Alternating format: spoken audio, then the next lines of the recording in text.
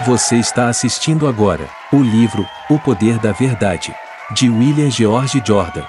Este é mais um livro mostrado pelo canal Subconsciente, por Antonielli Salles. Essa é a maior arma que o homem pode ter em seu interior: a verdade. A verdade é a chave de toda a evolução. Depois de assistir o documentário deste livro, você vai querer se afastar de pessoas mentirosas, pois você entenderá que elas só atrasam o seu progresso de vida. E você entenderá de uma vez por todas porque somente alguns países são considerados países de primeiro mundo, e o seu princípio incorporado que os faz distanciar dos demais países de segunda e terceira classe na hierarquia global. Este é um livro de autoajuda, verdade, poder e literatura americana. E seu propósito é edificar sua mente no caminho da riqueza. E a mentira e falsas ideias não é o reflexo de uma pessoa em evolução, em busca do desenvolvimento pessoal e riquezas. Incorpore o significado da verdade em sua alma em forma de mantra, e nenhum mal virá contra você. Compartilhe este vídeo com seus melhores amigos e os ajude a crescer pessoalmente também.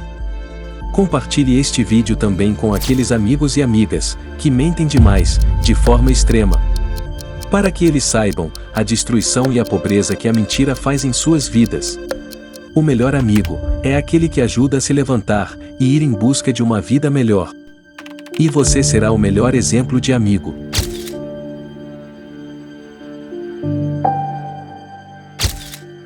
William George Jordan, nascido em 6 de março de 1864, Nova York, Estados Unidos da América.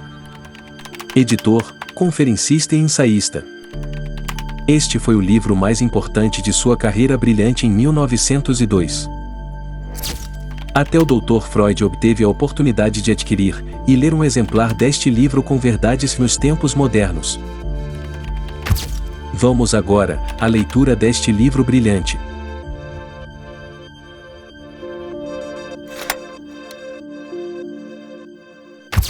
O Poder da Verdade. A verdade é o alicerce inabalável de todo grande caráter. É a lealdade ao que consideramos certo. É a coragem de viver em harmonia com os nossos ideais. É o que comanda tudo, sempre. A verdade desafia uma definição cabal. Tal como a eletricidade, só pode ser explicada quando se constata sua manifestação. Ela é a bússola da alma, a guardiã da consciência, a prova definitiva do que é certo. A verdade é a revelação da perfeição, mas é também uma inspiração para compreender essa perfeição, um impulso constante para vivenciá-la. Mentir é um dos vícios mais antigos do mundo. A mentira estreou já na primeira conversa registrada da história, em uma entrevista famosa no Jardim do Éden. Mentir é sacrificar a honra para criar uma impressão errônea. É apresentar-se sob a falsa aparência de virtudes desajustadas. A verdade se sustenta por si só, pois não precisa de séquito nem de acompanhantes. As mentiras são entes medonhos, covardes, que precisam de grupos organizados para se impor.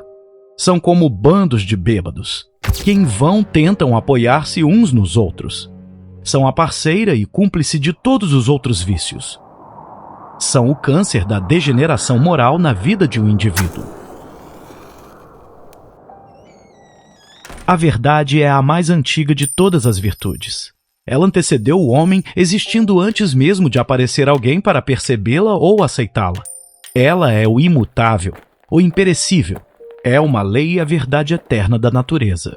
A unidade que produz invariavelmente resultados idênticos em condições idênticas. Quando descobrimos uma grande verdade na natureza, temos a resposta para compreendermos 1 milhão de fenômenos. Quando entendemos uma grande verdade moral, temos nela a resposta para o nosso renascimento espiritual. No plano individual, não existe algo como uma verdade teórica, que não se traduz em fatos. Se não assimilamos de corpo e alma uma grande verdade, se não a tornamos uma parte inseparável de nosso viver, essa não é para nós uma verdade legítima. Se a conhecemos e não a vivenciamos, nossa vida é o que é: uma mentira. Em seu discurso, o homem que faz da verdade o seu lema é cauteloso com as palavras. buscando ser exato, nem contido nem exagerado.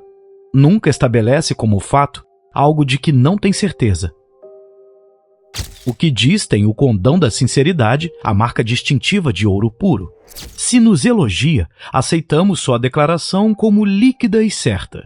E não precisamos recorrer a uma elaborada aritmética mental para calcular o desconto a ser atribuído antes de aceitarmos seu julgamento. Sua promessa é dívida. Podemos considerá-lo um homem de palavra, sabendo que não importa o quanto lhe custe provar e cumprir o que diz. Fará isso na certa. Sua honestidade não é uma política. O homem que é honesto, meramente porque essa é a melhor política, não é realmente honesto, só está sendo diplomático. Em geral, um homem assim esqueceria sua aparente lealdade à verdade e trabalharia sem descanso para o diabo, caso lhe oferecessem melhores condições. Verdade significa aquilo em que cremos ou acreditamos. É viver pura e simplesmente segundo nossas crenças. É a exteriorização de uma fé em uma série de ações. A verdade é sempre forte, corajosa, viril, ainda que gentil, bondosa, calma e repousante. Há uma diferença fundamental entre o erro e a falsidade. Um homem pode estar cometendo um erro e ainda assim viver bravamente de acordo com ele. Já outro que leva uma vida falsa conhece a verdade, mas a nega. O primeiro é fiel ao que acredita. O outro é um traidor em face do que sabe. O que é a verdade? A grande pergunta de Pilatos, feita a Cristo cerca de 2000 anos atrás, ecoa sem resposta através dos tempos. Obtemos frequentes revelações de partes dela, vislumbres de aspectos constantemente novos, mas nunca definição final completa. Se vivermos de acordo com a verdade que conhecemos e buscarmos saber sempre mais, assumiremos a atitude espiritual de receptividade para conhecer a verdade na plenitude de sua força. Ela é o sol da moralidade, como um sol secundário no firmamento. Podemos passear sob sua luz, viver sob seu calor revigorante, mesmo que só vejamos dela uma pequena parte e recebamos apenas uma fração microscópica de seus raios. Qual dentre as principais religiões do mundo detém a verdade autêntica final absoluta? Precisamos fazer nossa escolha pessoal e viver de acordo com ela da melhor maneira possível. Cada nova seita, cada novo culto, traz em si um grão de verdade, pelo menos. É isso que chama a atenção e angaria adeptos. Essa semente de mostarda da verdade é muitas vezes superestimada, toldando os olhos humanos para as partes ou os aspectos inverídicos dos diferentes credos religiosos. No entanto, na exata proporção da verdade básica que contém, as religiões sobrevivem, permanecem e prosperam, satisfazendo e inspirando os corações humanos. Os cogumelos do engano crescem depressa, mas perdem vitalidade e morrem, enquanto a verdade sobrevive. Quem faz da aquisição da riqueza a meta e o princípio fundamental de sua vida, considerando-a um fim e não um meio para este, não é uma pessoa verdadeira. Por que razão o mundo costuma fazer da riqueza o critério de sucesso e sinônimo de realização? O verdadeiro sucesso na vida significa a vitória do indivíduo sobre si mesmo. Significa como melhorou a si mesmo, não como melhorou sua fortuna. A questão fundamental da vida não é o que eu tenho, mas o que eu sou. Em geral, somos fiéis ao que mais desejamos. Quem mente por dinheiro meramente proclama que o valoriza mais do que sua honra. Quem sacrifica seus ideais, sua verdade, seu caráter por mero dinheiro ou posição, está pesando sua consciência em uma bandeja de uma balança contra um saco de ouro na outra. Sua lealdade é ao que considera de maior peso, ao que mais deseja: o dinheiro. Mas isso não é a verdade. Verdade é a lealdade do coração ao que é certo no plano abstrato, quando se manifesta em casos concretos. O comerciante que mente, falseia, engana e cobra a mais e depois tenta conciliar-se com sua consciência anêmica, dizendo: mentir é absolutamente necessário para o negócio. É tão falso em sua declaração quanto nas ações que pratica. Ele se justifica com uma defesa mesquinha, como o ladrão que diz que é necessário roubar para viver. A duradoura prosperidade nos negócios de um indivíduo, de uma cidade ou de uma nação repousa, em última análise, unicamente na integridade comercial, apesar de tudo o que dizem os críticos inescrupulosos ou de todas as exceções por cujo sucesso temporário se deixem enganar. Só a verdade perdura. O político que é vacilante, contemporizador, mudando constantemente de rumo para aproveitar cada sopro de vento da popularidade, é um malandro que se sai bem até ser descoberto. Uma mentira pode se sustentar por algum tempo, a verdade o tempo todo. Uma mentira não se sustenta por sua própria vitalidade. Simplesmente continua a existir porque simula a verdade. Quando é desmascarada, morre. Quando um entre cada 4 jornais de uma cidade sustenta que sua circulação é maior do que a de todos os outros somadas, deve haver algo errado. Onde há inverdade, sempre existe conflito, discrepância, impossibilidade. Se todas as verdades da vida e da experiência de um único segundo, ou de qualquer fração da eternidade fossem reunidas, existiria a perfeita harmonia, assim como a concordância, a concórdia e a união perfeitas. No entanto, se juntássemos 2 mentiras, o resultado seriam discussões intermináveis e a tentativa de se destruir mutuamente. É nas pequenas coisas da vida cotidiana que a verdade deve ser a nossa constante fonte de inspiração e orientação. Ela não é um traje de gala, reservado para ocasiões especiais. É uma roupa durável, de tecido rústico e resistente, para ser usada diariamente. Aquele que não se lembra de suas promessas é falso. As pessoas raramente se esquecem de promessas feitas visando o seu benefício pessoal, passando a considerá-las como cheques a serem descontados o mais cedo possível. O avarento jamais se esquece de onde escondeu seu tesouro, diz um filósofo antigo. Cultivemos essa honraria inestimável que mantém nossa palavra dada em nível tão supremo, tão sagrado, de tal modo que desdenhá-la pareceria um crime e negá-la seria impossível. Aquele que diz coisas agradáveis e faz promessas que lhe são leves como o ar, mas a quem são dirigidas se parecem com rocha sobre a qual se constrói a esperança de uma vida, é cruelmente falso. Quem não considera seus compromissos, descumprindo-os ou ignorando-os descuidadamente, é o ladrão desajuizado do tempo alheio. Revela egoísmo, impiedade e desleixo moral com suas atividades. É desonesto perante a mais singela justiça da vida. Pessoas que se ocupam de ninharias, que enganam os outros com seu fraseado hábil e perspicaz, que pode ser verdadeiro literalmente, mas com segundas intenções e proferidas de propósito para produzir uma falsa impressão, são falsas da maneira mais covarde. Tais indivíduos trairiam mesmo estando sozinhos. Como assassinos, eles se perdoam por seus crimes, felicitando-se na esperteza de seu álibi. O pai ou a mãe que prega honra a seu filho e dá falsas informações sobre a idade da criança quando necessário para economizar dinheiro, não é uma pessoa verdadeira. A pessoa que ignora sua religião durante toda a semana para dela se lembrar apenas no domingo, não é verdadeira. Aquele que busca obter os ganhos mais altos em troca da menor quantidade possível de trabalho, não é verdadeiro. Quem precisa entreter a consciência para aplacá-la antes de dormir, não é verdadeiro.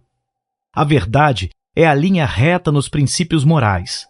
É a menor distância entre um fato e sua expressão. Seus fundamentos devem sempre ser estabelecidos na infância.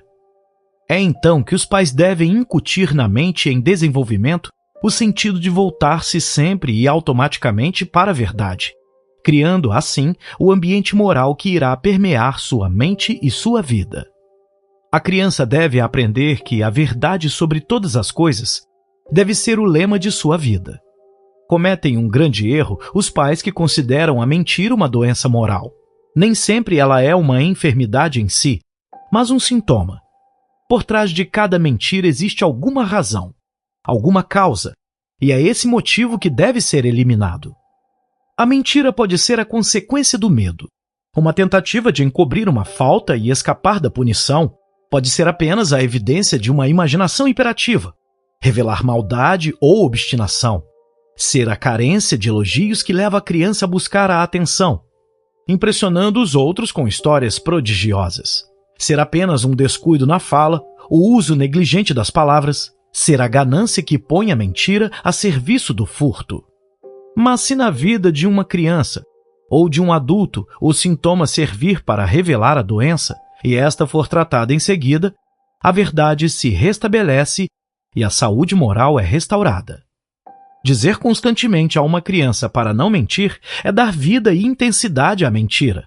O método correto é exercitar as virtudes morais pelo lado positivo, incentivando o filho a ser honesto, fiel, leal e a não ter medo da verdade. Dizer-lhe sempre sobre a nobreza da coragem de falar a verdade, de viver segundo o que é direito e de prender-se a princípios a todo momento fará com que ele nunca tenha medo de enfrentar qualquer crise em sua vida. Os pais devem vivenciar a verdade, ou então o filho deixará de fazê-lo. Os filhos impressionam os pais com a rapidez com que descobrem seu fingimento, com a perspicácia instintiva com que localizam em cheio um sofisma sem estar conscientes do processo, com a precisão implacável com que enumeram suas promessas não cumpridas, com a presteza de juiz com que detectam a expressão de uma questão que é praticamente uma mentira. Eles justificarão seus próprios lapsos em relação à verdade, apelando a alguma mentira inofensiva que os pais disseram a um visitante, sem notar que estavam sendo ouvidos pelo filho, cujos poderes mentais sempre subestimamos em teoria, por mais que os elogiemos em nossas palavras. Direta e indiretamente, de mil maneiras, ensine à criança o poder da verdade, sua beleza e o encanto e o sossego de preferir sua companhia. E se esse for o alicerce inabalável do caráter da criança, como um fato, não como uma possibilidade, o futuro dela estará plenamente assegurado, tanto quanto é possível confiar nas previsões humanas. O poder da verdade em seus aspectos mais elevados, mais puros, mais exaltados, apoia-se diretamente em 4 linhas básicas de relações: o amor à verdade, a busca pela verdade, a fé na verdade e o trabalho pela verdade. O amor à verdade é o anseio cultivado por ela em si e por si só, sem nenhum pensamento sobre o que isso possa custar, a que sacrifícios isso possa estar vinculado, quais teorias ou crenças de um período de vida podem ser abandonadas. Em seu aspecto supremo, essa postura de vida é rara, mas o indivíduo, a menos que possa começar a se harmonizar com esse ponto de vista, só vivenciará precariamente a verdade quando puder praticá-la plenamente. Com o amor à verdade, o indivíduo despreza as atitudes medianas. Não importa qual seja o ganho, mesmo que o mundo inteiro aprove. Ele não sacrificaria a confirmação de seu alto padrão a qualquer ganho, não se disporia a desviar a orientação de seu pensamento e agir em desacordo com o que é certo, se tiver conhecimento disso, nem que fosse pela menor variação possível. Ele próprio teria noção do desvio, e isso seria suficiente. Que importa o que o mundo pensa se ele próprio se nega à aprovação? Aquele que tem uma certa crença religiosa e teme discutir o assunto para não se arriscar a ser considerado errado, não é fiel à sua crença. Nada mais tem do que a fidelidade de um covarde a seus preconceitos. Se fosse um amante da verdade, a qualquer momento estaria disposto a devotar sua crença a uma fé maior, melhor e mais verdadeira. Aquele que vota sempre do mesmo modo na política, ano após ano, sem cuidar de questões, indivíduos ou problemas, meramente votando de um determinado modo porque ele sempre o fez assim, está sacrificando a lealdade à verdade a um vínculo fraco, enganoso, renitente a um precedente exaurido. Tal indivíduo deveria permanecer no berço toda a vida, porque passou seus primeiros anos lá. A busca pela verdade significa que o indivíduo não deve simplesmente segui-la como a vê, mas tanto quanto puder, buscar ver que ele próprio está certo. Quando Kearsarge naufragou no Roncador Reef, seu comandante navegava corretamente, de acordo com as cartas náuticas que possuía. Mas estas eram obsoletas, não indicavam a presença do Recife submerso. A fidelidade a padrões atrasados significa estagnação. Na China, a terra é arada. mas com um instrumento de 4.000 anos. A busca pela verdade é o anjo anunciador do progresso, na civilização e nos princípios morais. Embora nos torne ousados e agressivos na vida, também nos ensina a ser magnânimos e solidários com os outros. A vida dos outros pode representar uma estação pela qual passamos em nosso progresso, ou algo devemos procurar alcançar. Então podemos congratular-nos sem condená-los. Todas as verdades do mundo não estão concentradas em nosso credo. Toda a luz do sol do mundo não é focada em nossa porta. Devemos sempre falar a verdade, mas apenas com amor e bondade. Ela deve sempre estender uma mão amorosa, nunca uma mão segurando um porrete. A fé na verdade é um elemento essencial para aperfeiçoar a convivência com ela. O indivíduo deve ter total confiança e plenas garantias do triunfo final do que é certo, da ordem e da justiça, e acreditar que todas as coisas estão evoluindo em direção a essa consumação divina, não importa como a vida possa parecer sombria e fatigante dia após dia. Sem sucesso real, não pode existir felicidade duradoura, a não ser que esteja alicerçada na rocha da verdade. A prosperidade que tem base na mentira, no engano e na intriga é apenas temporária. Não pode durar, assim como o cogumelo não sobrevive mais que o carvalho.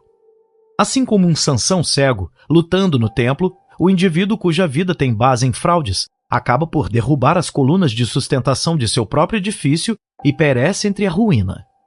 Não importa o preço que se pague pela verdade, será sempre um excelente negócio. A mentira dos outros nunca pode ferir-nos por muito tempo, pois sempre carrega em si mesma nossa remissão no final. Durante o cerco de Sebastopol, as bombas russas que ameaçavam destruir um forte abriram uma fonte de água oculta na encosta, o que salvou os sitiados sedentos que procuravam eliminar. O empenho em benefício da verdade e pelo seu avanço é uma parte necessária dessa relação. Quem tem amor à verdade busca encontrá-la e nela deposita sua fé. Mesmo sem conseguir realizar esse intento, acaso não se esforçará para disseminá-la? A maneira mais eficaz de fortalecer o poder da verdade no mundo é vivenciando-a em cada pensamento, palavra e ação, tornando-se cada indivíduo um sol irradiante da verdade, permitindo que sua influência silenciosa fale por ela e que seus atos a glorifiquem tanto quanto possível em sua esfera de vida e de ação. Antes de querer ensinar ou fazer, primeiro é preciso buscar ser, em todos os sentidos da evolução moral. Cada indivíduo deve perceber que a verdade é essencialmente uma virtude intrínseca em sua relação consigo mesmo, mesmo se não houvesse outro ser humano vivo. Ela se torna extrínseca quando ele a irradia em sua vida diária. A verdade é, em primeiro lugar, honestidade intelectual, o anseio de conhecer o que é certo, e, em segundo, honestidade moral, o anseio de vivenciar o que é certo. A verdade não é uma mera ausência dos vícios. Isso é apenas um vácuo moral. Ela é a respiração pulsante, viva das virtudes da vida. A mera abstinência de praticar o mal nada mais é do que livrar o jardim da vida de suas ervas daninhas. Mas a isso deve seguir-se o plantio benéfico das sementes do que é certo para que se assegure o justo florescimento da verdade. Ao que há de negação nos 10 mandamentos, devemos contrapor o que há de afirmativo nas bem-aventuranças. Aqueles condenam, estas bendizem. Aqueles proíbem, as outras inspiram. Aqueles enfatizam a ação, as outras salientam o espírito por trás dela. Toda a verdade reside não em apenas um dos casos, mas em ambos. Não se pode realmente acreditar em Deus sem crer no inevitável triunfo final da verdade.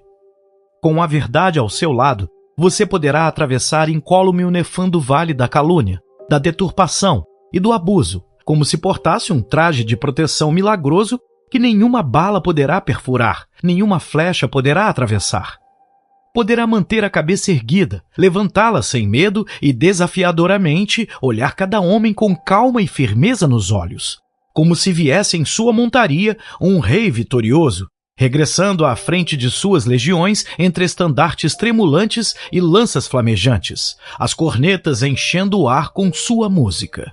Poderá sentir a grande expansão da saúde moral envolvendo-o em expansão, enquanto o sangue vivificado flui por seu corpo, que se sente orgulhoso e gloriosamente grato por sua saúde física. Você sabe que tudo acabará certo no final, que deve chegar, que o erro deverá fugir perante a grandiosa luz branca da verdade, enquanto as trevas recuam para o vazio ante a presença do sol irradiante.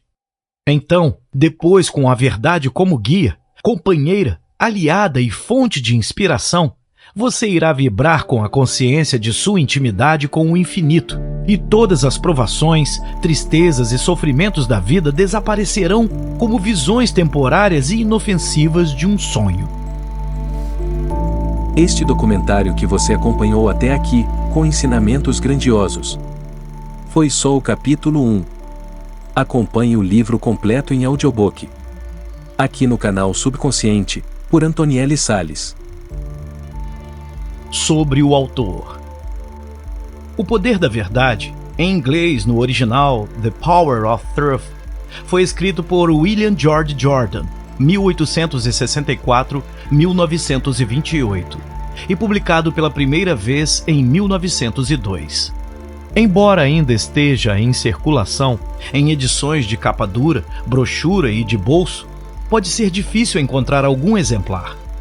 William nasceu em Nova York, em 6 de março de 1864. Formou-se no City College de Nova York e começou sua carreira literária como editor da revista Book Chat, em 1884. Mais tarde, tornou-se o editor da revista Current Literature, da qual se afastou para tornar-se palestrante.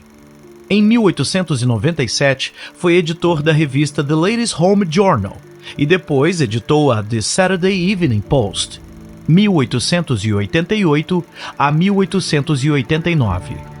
De 1899 a 1905, foi editor e vice-presidente da editora Continental Publishing Company. Editou a publicação Searchlight entre 1905 e 1906. Em 1907, publicou um panfleto intitulado The Horse of Governors, A New Idea in American Politics Aiming to Promote Uniform Legislation on Vital Questions, to Conserve States' Rights, to Lessen Centralization, to Secure a Fuller, Free Voice of the People, and to Make a Stronger Nation. A Casa dos Governadores, uma nova ideia na política americana visando promover uma legislação uniforme sobre questões essenciais, conservar os direitos dos estados, reduzir a centralização, assegurar a plena e livre opinião popular e fortalecer a nação. Este panfleto foi distribuído a todos os governadores de estado e entregue ao então presidente dos Estados Unidos, Theodore Roosevelt. O conceito foi bem recebido e a primeira reunião dos governadores ocorreu entre 18 e 20 de janeiro de 1910 em Washington.